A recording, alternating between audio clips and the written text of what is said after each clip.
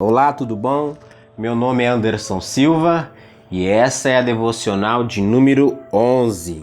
E o título da devocional do dia é Por que eu, Deus?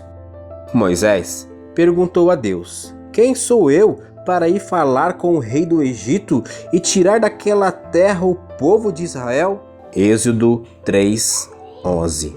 Moisés era israelita, ou seja, fazia parte do povo de Deus. Um dia, enquanto cuidava de um rebanho, viu uma sarça, um tipo de arbusto, pegando fogo, mas sem queimar.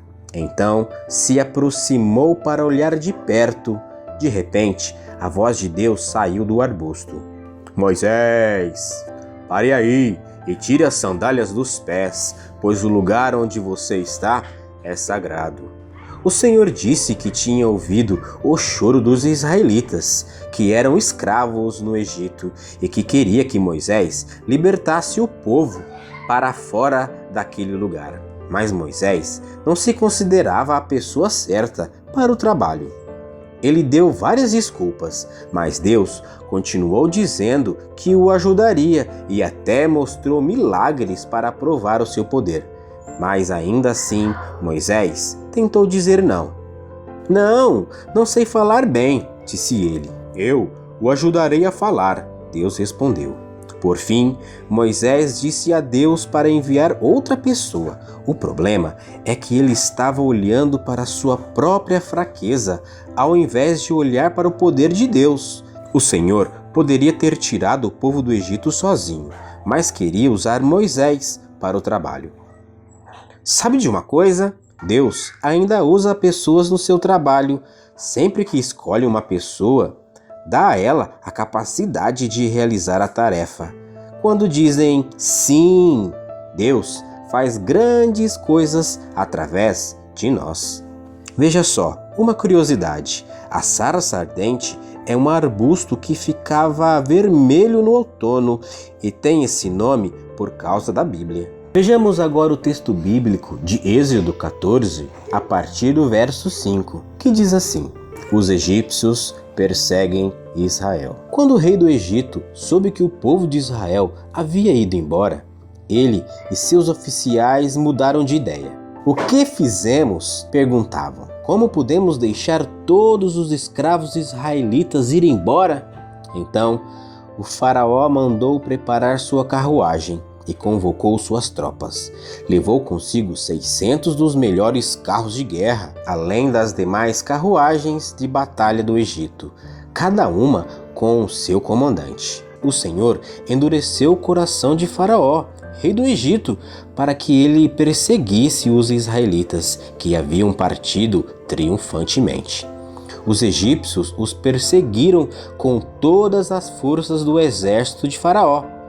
Todos os seus cavalos e carros de guerras, cavaleiros e tropas, e os alcançaram no acampamento em Pi-Hairode, à beira do mar, em frente a Baal-Zefon.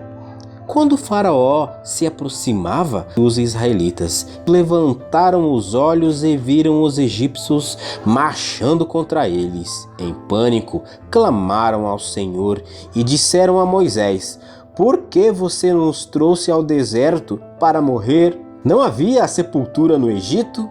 O que você fez conosco? Por que nos forçou a sair do Egito?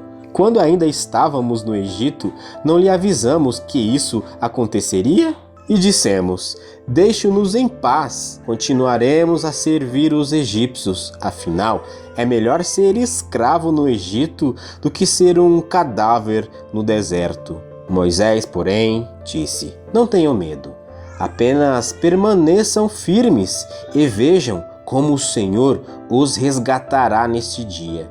Vocês nunca mais verão os egípcios que estão vendo hoje. O próprio Senhor lutará por vocês. Fiquem calmos. Então o Senhor disse a Moisés: Por que você está clamando a mim?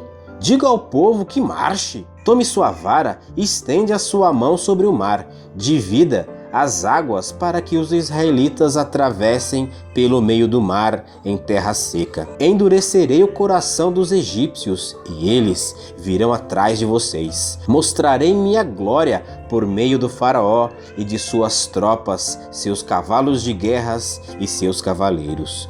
Quando minha glória se manifestar por meio do faraó e de seus cavalos de guerra e seus cavaleiros, todo o Egito a verá e saberá que eu sou o Senhor. Então o anjo de Deus que ia diante do acampamento de Israel se posicionou atrás do povo. A coluna de nuvem também mudou de lugar, foi para a retaguarda e ficou entre o acampamento egípcio e entre o acampamento de Israel. A nuvem escura trouxe trevas para os egípcios, mas luz para os israelitas. Com isso, os dois grupos não se aproximaram durante a noite. Então, Moisés estendeu a mão sobre o mar. Com um forte vento leste, o Senhor abriu caminho no meio das águas. O vento soprou a noite toda, transformando o fundo do mar em terra seca, e o povo de Israel atravessou por meio do mar, caminhando em terra seca, com uma parede de água de cada lado. Os egípcios, com todos os seus cavalos, carros de guerras e cavaleiros, perseguiram o povo até o meio do mar. Mas pouco antes de amanhecer, no alto da coluna de fogo e de nuvem, o Senhor olhou para o exército dos egípcios e causou grande confusão entre eles. Ele travou as rodas dos carros, dificultando sua condução. "Fujam daqui, para longe do povo de Israel!" gritaram os egípcios.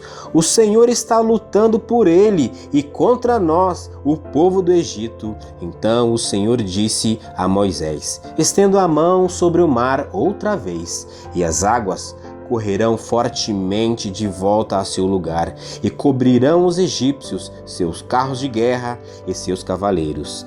Assim, ao amanhecer, Moisés estendeu a mão sobre o mar e as águas voltaram fortemente ao seu lugar. Quando os egípcios tentaram escapar, foram de encontro às águas e o Senhor os arrastou para dentro do mar. As águas voltaram e cobriram todos os carros de guerras e cavaleiros, todo o exército de Faraó. Nenhum dos egípcios que haviam perseguido os israelitas até o meio do mar sobreviveu. O povo de Israel, por sua vez, atravessou pelo meio do mar em terra seca, enquanto as águas formavam uma parede de cada lado. Foi assim que o Senhor libertou Israel das mãos dos egípcios. Naquele dia, e os israelitas conseguiam ver os cadáveres dos egípcios na praia. Quando o povo de Israel viu o grande poder do Senhor contra os egípcios, encheu-se de temor diante dele e passou a confiar no Senhor e em seu servo Moisés.